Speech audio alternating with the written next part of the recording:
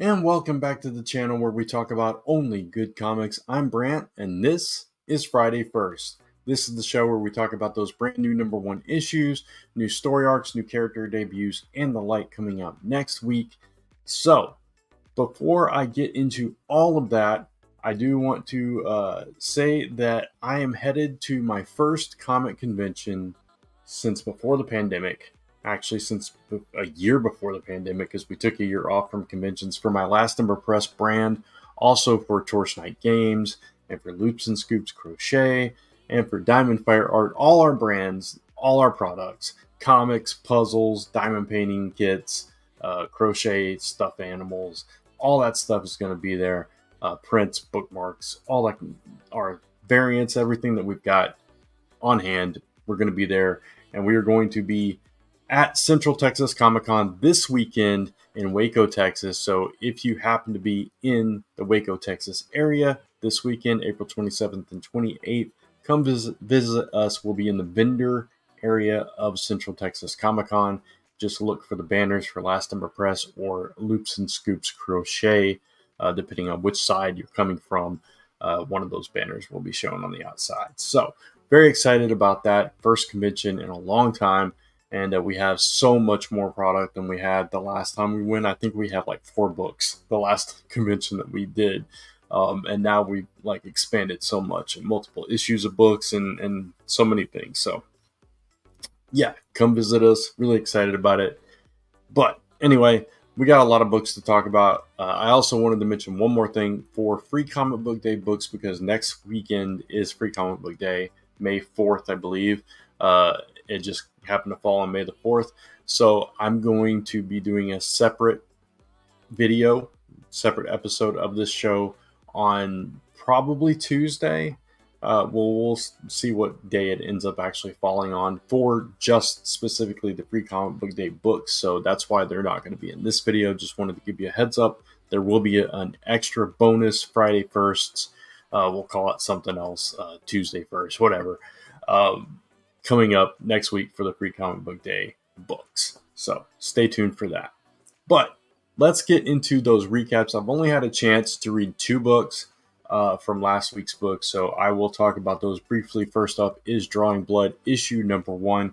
This is from Image Comics, and it's co-written, created by Kevin Eastman, who created Teenage Mutant Ninja Turtles, obviously.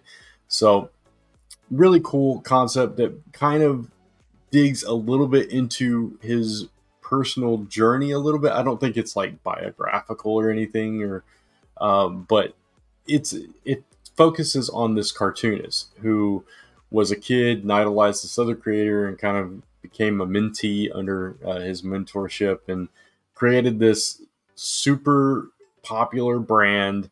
It was the Ronin something. So very, obviously kind of tapping into that Teenage Mutant Ninja Turtles history of his own. It was, I forget what it was, like Ronin Rodents or something like that. It was very similar, right? And this was like a franchise that took off, but later in life, things, as career shifts happen, no creation in the comic world for a while, for years, hasn't drawn a thing for years, and is kind of trying to pivot, and things are going crazy. This mentor kind of takes advantage of him a little bit. His money kind of disappears. He gets in trouble with a mafia, a Lithuanian mafia that's coming up, and so now he's kind of scrambling, and things are going crazy and so wrong in his life. And it was an interesting kind of very meta book. I enjoyed the first issue. Also, obviously the art styles like classic, original, like TMNT style art, kind of rough and very indie vibes to it. So that's cool, very nostalgic in that way. And again, very meta. So I enjoyed this first issue. Whether it's going to keep my interest long term, I don't know if it's a mini series. I assume it's a mini series, but we'll see going forward, like what kind of week it is. But I did enjoy it, for what it was. And so if you are a fan of any of that and you like meta stories like that, go check out Drawing Blood. The other one I got a chance to read is also from Image, Skybound. is Creature from the Black Lagoon Lives, issue number 1, and this is co-written by Dan Waters and Ron V. So both of these writers, I like some of their work, and I thought this was a standout issue as well. So you have this reporter who is trying to track down a serial killer, and apparently they had come face to face with this person, almost died themselves, and now they are on the hunt, and before they know it, they are in contact with this creature. Now, I won't go into the particulars because that really gives away the whole first issue, the way it kind of pans out. But obviously, this reporter is on the wrong track, and whether or not this creature is threatening or not, I'll leave it to you to read and find that out. But I thought this was a really solid first issue that really built up the character of this reporter and kind of dove deep into her psyche a little bit, and also showed us the core like personality of this creature, and maybe what intent they have. Don't know exactly yet, but it's interesting. It feels like one of those stories. It feels like it's going one way and kind of flips and goes another, but there's other subplots involved with it as well. So I thought it was a really well done issue. I was looking forward to this book, and I was still a little hesitant because sometimes you read these Universal Monster books and they're just not quite like, they're very classic and they don't update it. And I felt like this version really updated the story of a Universal Monster character, and I really enjoyed it. So, highly recommend Universal Monsters Creature from the Black Lagoon Lives, issue number 1 from Skybound and Image. All right, now let's get into next week's books. Okay, first up, I have my one and only honorable mention. I think it's my one and only. Yeah, my one and only honorable mention this week, which is The White Trees, issue number 1. And the reason this is an honorable mention is because this is a reprint collecting the White Trees issues 1 through 2 together for the first time. This is by Chip Zdarsky and Chris Anka, so Superstar Team. Somehow I completely missed this book, I guess, when it came out. And it's like this fantasy world called Black Sand, and it takes place like 20 years after this war or something, and I don't know. It's fantasy elements and written by Chip Zdarsky, and it seems like it's right up my alley. And somehow I completely missed it when it originally came out. But the reason that this is on my list, and it's an honorable mention. So if you are a fan of Chip Zdarsky and fantasy books, you want to check out The White Trees. But the reason this is an honorable mention this week is because of the next book that I'm going to talk about. So let's get into that. All right, next up is The Whisper Queen, a Black Sand tale, issue number 1. This is obviously set in the world of The White Trees, and this is a miniseries premiere, also obviously by Chip Zdarsky and Chris Anka. And this involves this royal guard sending these bounty hunters after someone that is complicit in the murder of the king. And that kind of and there's like assassins and I think it's the king's son or somebody's son. I don't know. Everybody's wiped out and by the Dark Whisper, and so now these bounty hunters are hunting down this character. So again, somehow I missed the White Trees when it came out, but I definitely want to check this out. So I'm going to do my best to pick up The White Trees and The Whisper Queen so I can get the full picture of this miniseries that's coming out. Because I know not a whole lot about it, but I do know the creative team very well and what their capabilities are and what their output is. And I enjoy most of their stuff. So I am going to give The Whisper Queen a promisingly good, because again, it's hitting all the notes for me. It's right up my alley. The art style of Chris Anka feels just right for this kind of book.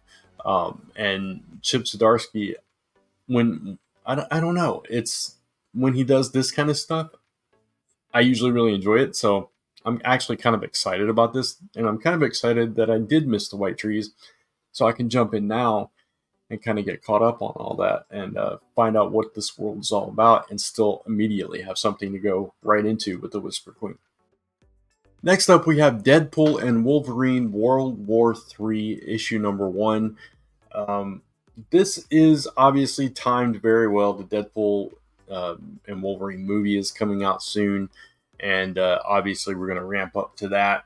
But the thing that caught my attention about this book was the creative team. Joe Kelly, who is a really good writer, wrote some really cool stories in Spider-Man that I enjoyed, and Adam Kubert, who is a phenomenal artist, obviously known well for a lot of stuff, including X-Men and Wolverine stuff. So really cool creative team here that's got me kind of excited about this. So this book is the first part of a 3-part story and it's going across the world, where this character Delta is got their eyes set on Deadpool, and somehow Wolverine gets caught in the middle. So it's this all-out battle between these two forces, and the unlikely alliance of Deadpool and Wolverine together is going to be interesting to see both in print and on the screen. So I'm excited about this. At the same time, it's Deadpool and Wolverine, which by themselves, for some reason, are always tough sells for me. So it has to be really good for me to start paying attention. And right now, I'm actually reading both Wolverine and Deadpool at the same time, which is unlikely for me. So I've got hopes for this being really good, especially with the creative team. But still, I'm going to meter my expectations and give this one a potentially good. Next up, we have the Nightwing 2024 annual issue number 1. This is about the secret origin of the Pirate Queen, Rick Grayson's former girlfriend, B, who is obviously the leader, the daughter of the quartermaster, is no longer there, and the story with Rick Grayson, when Nightwing had lost his memories because of the bullet to the brain and became this other character. He dated her, and then she's kind of creeped into the current run of Nightwing and has been a recurring character, and was in the last issue of Nightwing as well. So her character is very interesting, and the way that whole kind of story of this secret society came to be is kind of interesting to me. So even though Nightwing's kind of been up and down for me, this particular story, I'm going to give it a potentially good, because I am curious about the story of B. And I'm kind of excited, low-key, to read this issue and see what that's all about. But again, annuals, you just never know what to expect.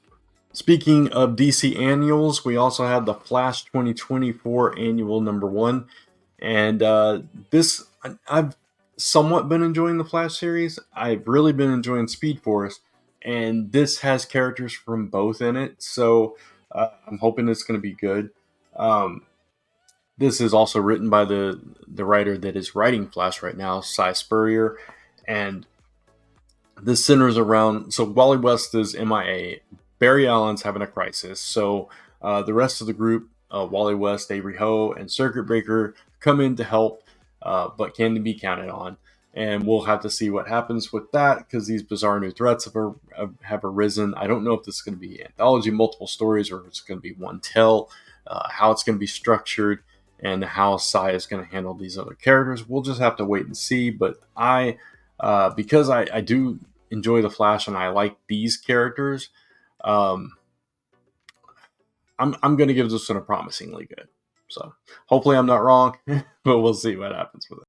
This next one I almost did as an honorable mention, because I'd done this series as an honorable mention before to my friend Mike Spiderslayer, because he from Comic Book Weekly, because he reads this series.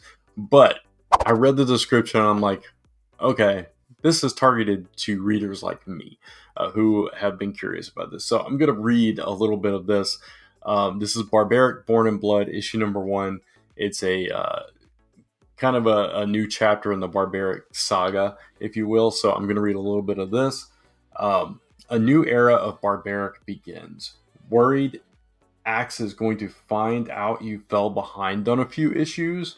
Scared to admit that despite all your friends raving about Barbaric for years, you still haven't joined in on the fun? Rejoice, for Barbaric Born in Blood begins the next season of Owen Axe and Soren's Tale. Yes, that's right, we did it. The thing everyone says they're doing, even when they're lying through their teeth, a genuinely good jumping on point. How, you ask? Well, it all starts with a compelling new bad guy. So, that sounds right up my alley. It sounds like they're jumping out of the screen and talking to me because Mike has been telling me I'm going to enjoy this book for a while now, and I've resisted it. Even last time I talked about this book, I'm like, I'm going to try it out, and I did not. Um, and it's just kind of funny that now they are starting a new season and they're really trying to target new readers, including yours truly. So, because of Mike's recommendation and everything I've heard about this book, and because they kind of got me with that description, I'm giving this one a promisingly good. And if you have missed out on this series like myself, again, this is a really great jumping on point, and you can dive right into this one and see if this is your thing, and maybe we'll all enjoy this and go check out those back issues. This next one's kind of a twofer, and I'll explain that in a minute. But this is Blood Hunt issue number 1, the first, big issue of the event, which is odd that it comes out before the pre-comic book day book. I don't know why they did that, but anyway. So this is the big vampire event that we've kind of been talking about over on Comic Book Weekly for a while now. We've been a little bit hesitant about it, just because Marvel events, and none of us are like super into the vampire side of Marvel, but I'm still curious about the event, and I'm still going to read it and still going to check it out. They touted here as the bloodiest Marvel event ever. Obviously, with vampires involved, that's going to be the thing. They've kind of been ramping up the vampires for a while because of the Blade movie that was supposed to happen. And Blade, kind of came into the forefront, and we've seen these vampires pop up in Moon Knight, in Miles Morales, other places. So this is going to obviously involve Avengers, Blade and Bloodline, which is Blade's daughter. Spider-Man, it's gonna tie into Miles Morales and all that. Hunter's Moon, which is the Moon Knight character, and Tigra also in that book. Doctor Strange, Clea, all of these characters involved in this event where they're battling the vampires, and we're gonna see people turning, I'm sure, and a whole bloody battle. And I'm going to hold off on my ranking for this one because it ties into my next book that I'm going to talk about, which is the Blood Hunt Red Band Edition. Which, if you don't know what what a Red Band Edition is, it's basically an uncensored and an extra. In this one, it says more blood, expanded, and expurgated, and polybagged for your protection. So it's going to be more graphic violence. I'm assuming it's obviously not going to go into other areas of what Red Band might be. I wouldn't think, but I think it's going to be mostly for the gore and the blood and the violence. It says here the material that's too explicit for the regular edition. So kind of wanted to tie these both together. I don't know which version you're going to get, but I think it's kind of cool with this kind of story with vampires that are very violent and bloody that you do a Red Band edition like this. But for both of these, Blood Hunt and Blood Hunt Red Band edition, I'm giving potentially good, just because I don't know what to expect from this event. And I'm hoping, I always go into these events hoping that they're good, hoping that they're going to be War of the Realms good. But, they're events. And there's few and far between these days when they're just stellar, right? Because there's so many of them. But, you can always hope. And I'm hoping that potential becomes a positive eventually through the course of it. But we'll just have to wait and see. Next up is Superman House of Brainiac Special, issue number 1. This might as well be an annual. But it definitely ties into the House of Brainiac story. This is touted as 2.5, part 2.5 of the story we've already read. parts 1 and 2 that just recently came out. And this is written by Joshua Williamson, and it tells the secret history between Brainiac and Lobo. And Lobo, obviously, we know, is tied heavily into the House of Brainiac story. There was like this bottled city that had disappeared from Lobo's homeworld that contained all these Caesarnians that Lobos thought were dead for all these years. He was the last one until Crush came along, and now it's very much like the Krypton story. So obviously, a lot of similarities between Lobo and Superman, because both came from these dead worlds where they felt like they were the only one left from that world, and then slowly, in Superman's case, he got a lot of family members, but Lobo only had the one. And now the same thing has happened. There's this bottled city, just like Kandor, from Lobo's world, that contains all of these Caesarnians, and now Lobo and Superman have to go up against them. So now we're going to find out the history of these Caesarnians, which I think is a pretty cool story. Superman has been a really good book.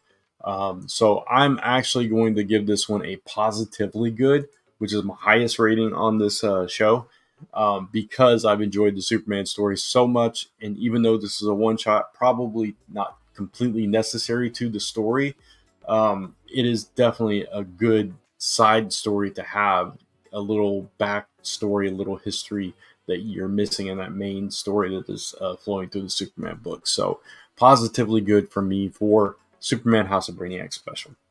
Okay, this one, no lie, I am so excited for. Faith Returns, issue number 1 from Valiant. Valiant has new life thanks to Alien Books, and Jody Houser, who has written all the Faith stuff previously, is returning, writing this as well. Faith's world crumbles under the weight of this wrongful accusation, and she has turned to Capshaw for aid, and now we got to find out what happens to Faith. Can Faith, kind of rise above this, or, come out on the other side of this, and kind of pick herself up? I'm excited. I think Faith is a tremendous character. She's one of my favorite characters that's been created in the past, decade. I just think because she's one of us, she's a comic geek, she's a pop culture geek. She knows all this stuff, and she uses all that to kind of reason through life, basically, and through superheroing. And it's just really cool, very meta in that way. But at the same time, she is a superhero and has all these experiences. She's had romances. She's teamed up with other characters. She's so ingrained in the world of the Valiant universe. So she's just a really cool character. And I really enjoy Faith. And I'm so happy to see Faith return. And I'm obviously, because I've enjoyed all the previous Faith stuff, and it's the same writer, positively good for Faith Returns, issue number 1, and I can't wait to read this. And finally, we have Space Ghost, issue number 1. This is from Dynamite, written by David Pepose, and I'm a big Space Ghost fan from way back. My era of Space Ghost is prior to the Cartoon Network, Adult Swim kind of stuff, the talk show stuff. I wasn't really into that. That was a little too campy for me. I like the classic Space Ghost stuff. And I think he's a really interesting character. He's kind of in the vein of like a space version of like the Phantom and that kind of era of superhero, and ties into all the other classic cartoons like Herculoid and all that stuff. I just think he's an interesting character because there's a little bit of Batman, a little bit of Superman, a little bit of like Silver Surfer going on. He just like embodies all these different elements of these classic characters, all kind of rolled into one. Yet there's still a lot of mystery behind Space Ghost. Where does he come from? What are all of his powers? All this stuff. How did he connect with the kids and the monkey that were all together with him? And from reading David Pepose's comments about going into this book, I feel like he has an appreciation for the character as well, and is going to kind of delve into all that kind of stuff, and has those same kind of questions, and wanted to play with that world and kind of expand on this mythos that is Space Ghost. And Dynamite, they're doing their thing with these franchises and kind of bringing them back to life. I think Thundercats has been pretty good so far. Not the best book on the rack, but I have enjoyed it. But I'm hoping for a little more with Space Ghost, and hopefully Pepos can deliver that. Now, I didn't really love the Fantastic Four run, so hopefully I enjoy this a little bit more. Again, it's a character that I have such a deep connection with, um, and we don't get a whole lot of Space Ghost, right? So I'm kind of excited about this one, but I'm going to give this one a promisingly good, and hope that it lives up to those expectations. No pressure, David, but knock it out of the park. No, I'm kidding. But anyway, I really hope it's good. I really hope I enjoy it. I should say. I'm sure it'll be good regardless, but I hope that I enjoy it, which is the key. So not every book is for everyone, and not every creator is enjoyed by everyone, and all that kind of stuff. But I'm hoping that we're on the same page with this character, and I really can enjoy this. The artist is Jonathan Lau, who does Vampirella Strikes. So really good art as well. We can see Jan and Jason Blip in this. It talks about in the description. So going to dive right into Space Ghost. And yeah, I'm really excited about this book and can't wait to read it. So that's all of the books, the number one issues, character debuts, and all that stuff that's coming out. Just going to talk briefly about 3 other books that are not number ones or whatever, that I'm also anticipating. First up is Vengeance of Moon Knight. I talked about Moon Knight tying into vampire characters, but this particular story is not about that. This is after Moon Knight died. Now there's another character going around claiming that he is Moon Knight, claiming that he is Mark Spector, and Hunter's Moon and Tiger and the whole group, Soldier, etc., don't believe that this is Mark, and so they're trying to discover the identity of this character and take them down, so they don't tarnish Moon Knight's name. It's been solid so far. Minor Threats, The Fastest Way Down. The first issue was really good. If you are into this book, this is from Dark Horse. This is by Patton Oswalt and Jordan Bloom. It's a follow-up to the Minor Threats series, which I really enjoyed. And this is, now we have Playtime at the top leading the criminal world, and now this book is focusing on characters taking her down and kind of her fall. So we'll see how that goes, but the first issue was really good. Can't wait for the second. And finally, we have Spider-Woman issue number, I believe it's 7. This is the second issue of this new arc, this new story where she is headed to San Francisco. In the last issue, she got there, and immediately we learn that there's this new superhero team that is walking around San Francisco that she tangles with. I'm trying to remember what they're called. Yeah, it doesn't say. It just says brand new group of young heroes. I can't remember if it was like Dawn Justice or something. It was some, name like that, but it was like this somewhat Justice League of or Avengers team of these new characters, and the cover shows obviously their Spider-Woman about to go head to head with this almost Captain America like guised character that is supposedly, or what's the word I'm looking for?